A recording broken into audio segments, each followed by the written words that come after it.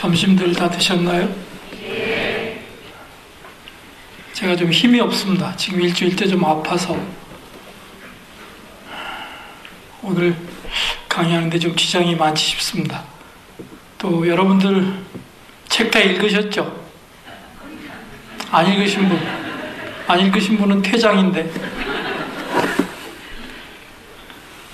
되게 여러분들 안 읽으셔도 책의 부피를 봐서 아시겠지만 이게 그냥 뭐 대학에서 강의한다 그러면 한 학기 강의로도 모자랄 양입니다.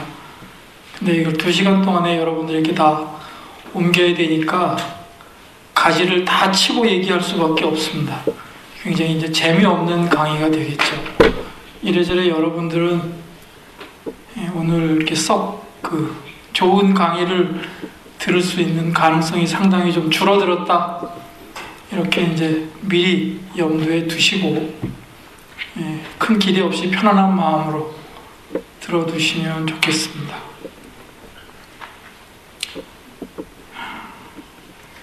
석등에 대한 이해를 하기 위해서 몇 가지 우리가 좀 전제로 살펴보아야 할 것들이 있습니다. 뒤에 얘기 잘 들리시나요? 올리거나 그러지 않습니까? 우선 석등에 어떤 의미가 담겨 있는가 3가지 정도를 꼽아서 얘기할 수가 있겠습니다. 첫째, 절에 특히 법당 앞에 석탑과 같이 서 있는 석등은 부처님의 상징입니다. 진리의 상징입니다. 그럴 수밖에 없는 것이 불이라고 하는 것은 동서양을 막론하고 거의 공통된 이미지를 가지고 있습니다. 진리, 문명, 빛, 정화 이런 아주 굉장히 좋은 이미지들이 많이 이제 중첩이 되어 있는데 불교에서도 똑같습니다. 대표적인 예를 하나만 들자면 여러분들 부처님 이래로 부처님의 정법을 이어받은 그런 스님네들의 행적을 계보별로 정리한 책을 뭐라고 그럽니까? 전등록이라고 부릅니다. 비슷한 책들이 굉장히 많아요. 전등록, 광등록, 보등록, 오등회원, 연등록 다 등자가 들어갑니다. 등불 등자거든요. 등불을 전한 기록 이런 뜻입니다. 큰 틀을 보면. 그러니까 이 전등록이라고 하는 이 책에 쓰이고 있는 제목으로 쓰이고 있는 이 이건 바로 진리를 전한 기록 이런 뜻이거든요. 부처님의 본질이 뭡니까? 진리 아닙니까? 그죠? 부처님의 본질은 진리에 있습니다. 중생과 부처의 차이가 여러 가지가 있겠습니다만 다른 것은 전부 비본질적인 것이고 가장 큰 차이는 중생은 깨닫지 못한 부처, 부처는 깨달은 중생 이렇게 얘기하잖아요. 깨달음과 깨닫지 못함의 차이, 이게 중생과 부처를 가르는 가장 큰 차이라고 할 수가 있겠죠.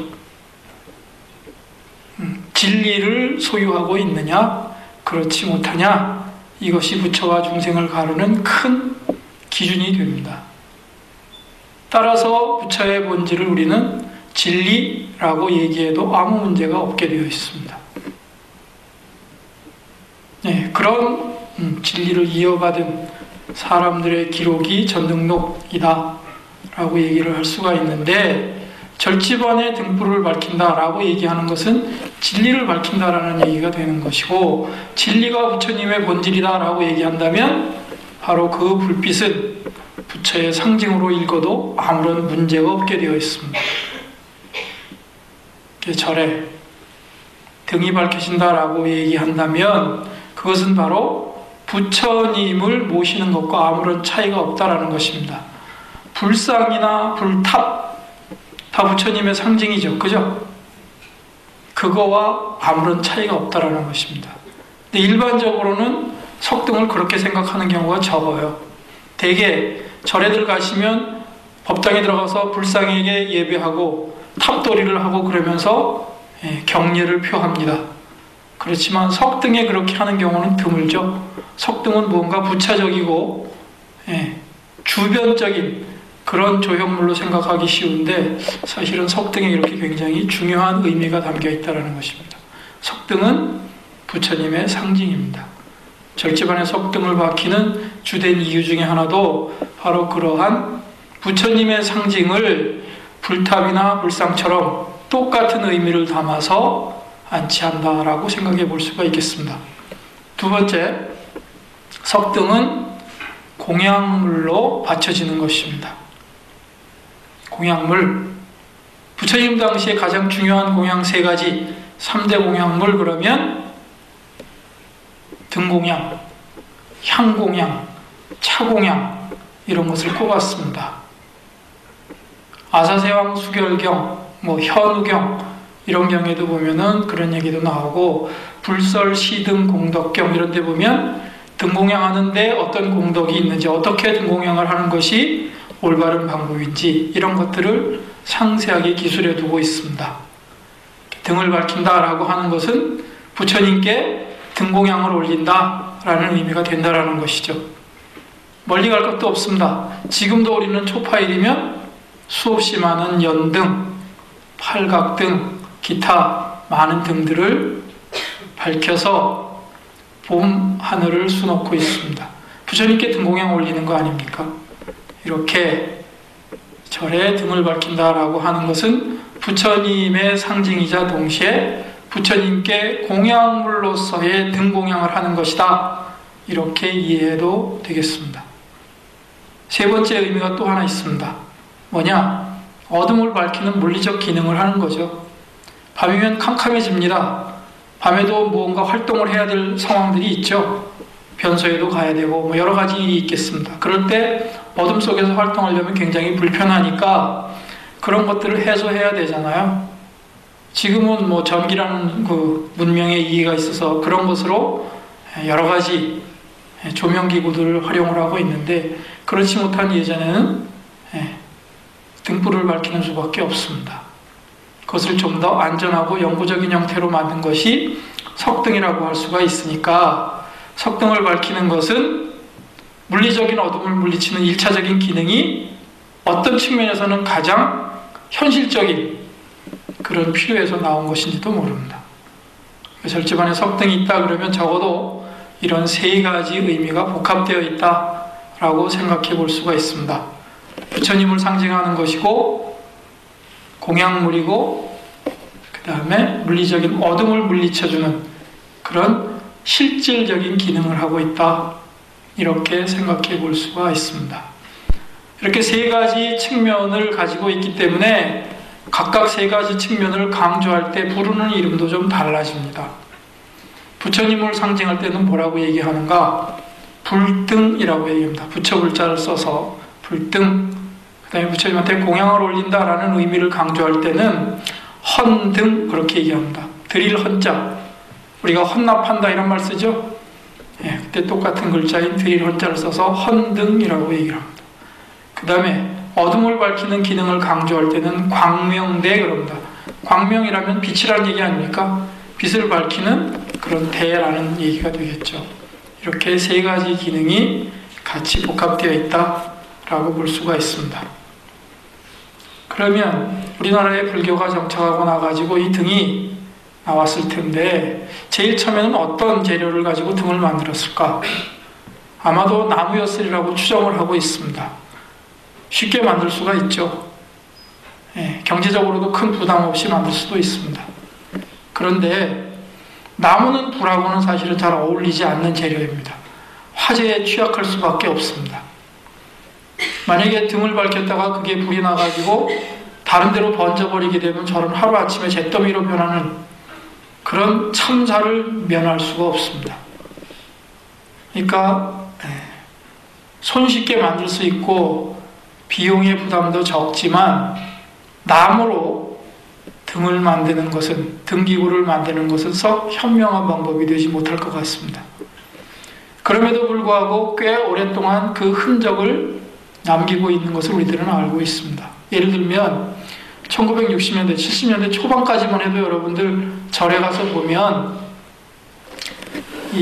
소나무 같은 거 구불구불한 거 그냥 기둥으로 만들고 그 위에 유리로 불 켜는 부분 만들고 그 위에 함석으로 지붕 덮어서 만들었던 그런 나무 등을 본 기억이 있을 것입니다. 그 안에서 호롱불 같은 것이 가물가물 타오르고 있는 그런 모습, 우리들의 기억 속에 남아있는데 이런 것들이 나무 등의 잔재였다고 할 수가 있겠죠. 20세기까지도 그런 흔적이 전혀 없지는 않다라는 얘기입니다. 그렇지만 아까 말씀드린 그런 취약성 때문에 나무 등은 금방 다른 재료로 바뀌었을 가능성이 큽니다. 좀 더 영구적이고 안전한 그런 재료를 찾았겠죠. 그게 바로 석등이라고 생각이 됩니다. 석등은 일단 불에 상당히 강하게 되어 있습니다. 영구성도 어느 정도 보장이 됩니다. 다만 결함이라면 한 번 만들려면 굉장히 기술적으로 어렵고 또 많은 경제적인 부담이 따르게 되어 있습니다. 그럼에도 불구하고 그와 같은 미덕과 장점이 있기 때문에 석등이 곧 발생했으리라고 이렇게 추정해 볼 수가 있습니다. 목재 등기부의 흔적이 과연 남아있을까? 나중에 나오겠지만 옛 발해 땅에 그런 등기부가 하나 남아있습니다. 그것을 보게 되면 거의 목조 건축의 모습을 띠고 있습니다. 그런 것들을 통해서 초기에는 아마도 석등 이전에 목조로 만들어진 등기구가 있었으리라고 추정을 해보는 것이 가능합니다.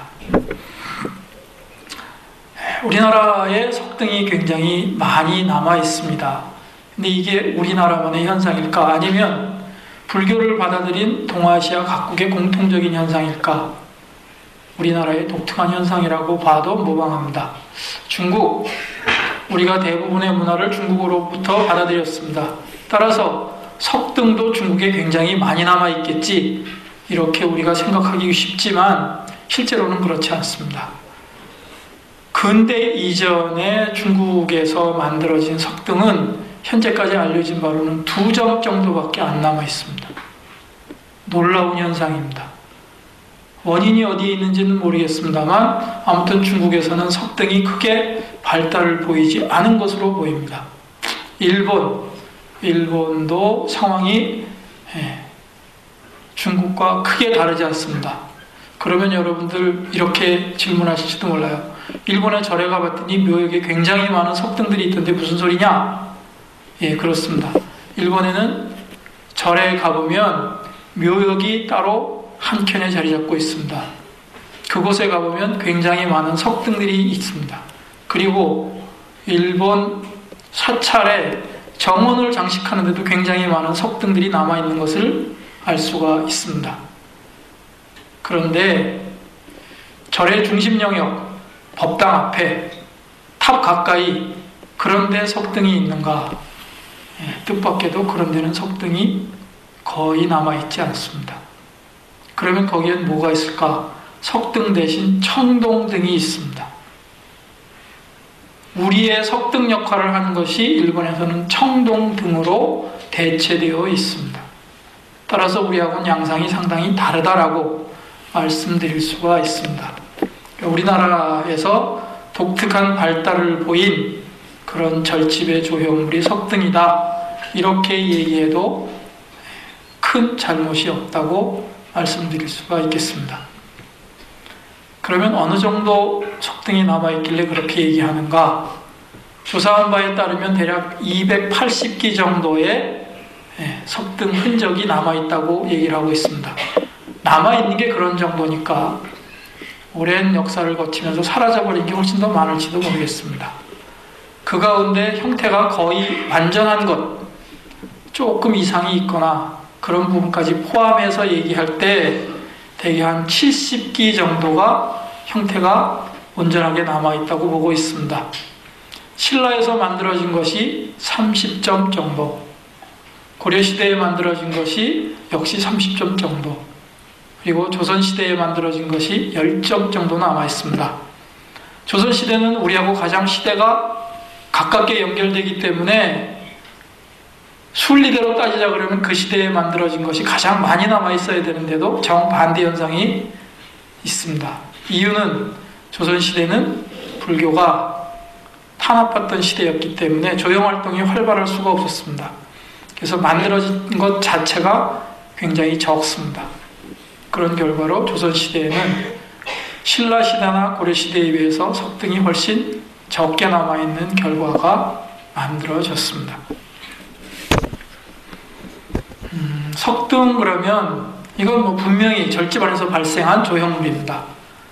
20세기 이전의 석등, 그러면 절집안에 가장 많이 남아있는 것이라고 생각해도 별로 틀리지 않는데 그게 정답은 아닙니다. 다른 데도 또 한 군데 석등이 서 있는 데가 있습니다. 어디인가? 무덤입니다. 무덤에 있는 등을 같이 석등이라고 부르는데 이름을 조금 달리 부릅니다. 무덤에 있는 석등은 장명등 이렇게 부릅니다. 절집석등을 불등, 헌등, 광명대 이렇게 부르는 거에 비해서 무덤의 석등은 장명등이라고 부르고 있습니다. 명확히 장명등은 절집석등에서 파생되어서 발생한 것입니다. 고려 말기부터 시작되는 현상입니다. 그러니까 이미 삼국시대부터 석등이 출현한 절집보다 굉장히 뒤늦게 무덤의 석등이 출현한 것이라고 볼 수가 있겠습니다. 그렇게 등장한 무덤 앞의 석등은 조선시대가 되면 아주 보편적인 현상으로 자리 잡게 됩니다. 그래서 조선시대 석등을 다 조사해보면 절집석등보다 훨씬 많은 숫자가 남아있습니다. 조선시대에는 석등의 주류가 절집이 아니고 무덤이라고 얘기해도 됩니다. 왕릉 또는 사대부, 귀인들의 무덤에 굉장히 많은 석등이 남아있습니다. 그 중에서 왕릉 석등은 어느 정도 현황이 파악이 되어 있지만 그 밖에 사대부들 묘 앞에 있는 석등은 숫자가 어느 정도 되는지도 아직 파악이 안 되어 있습니다. 앞으로 연구되어야 될 그런 분야라고 할 수가 있겠습니다. 우리 석등을 이해하려고 그러면 많은 석등이 남아있기 때문에 갈래를 쳐서 계통별로 이해를 해야만 조금 더 이해하기가 쉽게 되어 있습니다. 석등을 갈래를 칠 때 갈래를 치는 근거, 기준이 있어야 될 거 아니겠습니까? 석등의 제일 중요한 부분이 어디입니까? 불 켜는 부분입니다. 그 부분을 화사석이라고 얘기를 하는데 이 화사석의 형태에 따라서 몇 가지 갈래로 나눌 수가 있습니다. 화사석을 이렇게 하늘에서 쳐다보게 되면 평면 형태가 나옵니다. 평면 형태가 크게 나눠서 팔각, 육각, 사각 이렇게 나눠집니다. 화사석의 평면 형태가 팔각인 것을 팔각석등, 육각인 것을 육각석등, 사각인 것을 사각석등 그렇게 나눠볼 수 있겠습니다. 팔각석등, 우리나라의 가장 주류를 이루고 있는 석등이고 가장 오랜 내력을 간직한 석등이고 우리 석등의 전형적인 양식이라고 얘기해도 됩니다. 발생은 언제부터일까? 지금 현재 남아있는 자료로 보자면 백제시대에 발생한 것으로 볼 수가 있습니다.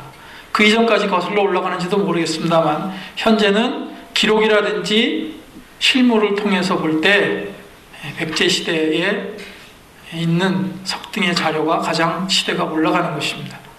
그러니까 일단은 그렇게 얘기할 수밖에 없습니다. 그렇게 백제시대에 발생을 해서 신라시대, 고려시대, 조선시대까지 쭉 이어지는 그런 전통적인 양식이 바로 팔각석등입니다. 육각석등 언제 발생했는가? 팔각석등보다 시대가 상당히 늦습니다. 통일신라 말기쯤에 발생을 해서 적어도 고려 전기 이전에 소멸해버리는 일종의 과도기적인 양식이라고 할 수가 있겠습니다. 따라서 남아있는 숫자도 그렇게 많지가 않습니다.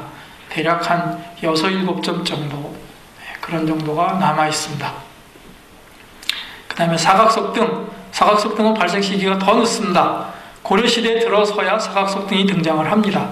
고려 초기에 등장을 해서 고려시대는 물론 조선시대까지 줄곧 이어지면서 그 이후에는 오히려 이것이 주류를 형성하게 됩니다.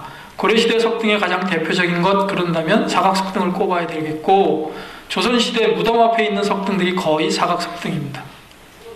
그러니까 그런 특징들을 지닌다고 할 수가 있겠습니다. 이런 정도로 이해하면 다 쉽게 구별이 될까? 조금 더 세분해야만 구분하기가 쉽습니다. 특히 팔각석등이 그렇습니다. 굉장히 팔각석등은 다양하기 때문에 다른 기준으로 조금 더 나눠볼 수가 있습니다. 일단 화사석은 전부 팔각인데 다른 기준으로 나누는 것을 뭐를 삼을 수가 있는가? 기둥돌, 한자말로 간주석이라고 하는 그런 기둥돌을 중심으로 나눌 수가 있습니다. 기둥돌이 팔각기둥으로 아무 무늬 없이 쭉 솟아있는 그런 석등들이 있습니다.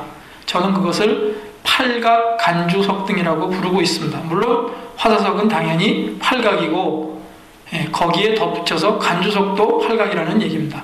다른 부분들도 대개 팔각을 이루고 있습니다. 팔각 간주석등이 있겠고요. 바로 이 간주석에 해당하는 부분을 다른 방식으로 바꿔버린 것들이 몇 가지가 있습니다. 그 중에 하나가 고복형 석등이라고 하는 것인데, 고자가 북곡자고 복자가 배복자입니다. 북의 배처럼 생겼다 그런 얘기인데, 한마디로 장구 모양으로 생긴 그런 석등입니다. 간주석 부분이 장구 모양처럼 생긴 그런 석등을 우리는 고복형 석등이라고 부르고 있습니다. 또 한 가지가 있습니다. 쌍사자 석등입니다.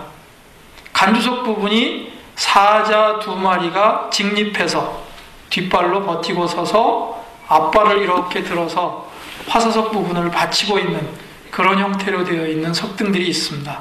그런 석등을 우리는 쌍사자 석등이라고 부르고 있고, 모두 9세기 이후에 등장해서 신라 시대에 만들어진 것들입니다. 현재 석점이 남아 있습니다. 굉장히 중요합니다.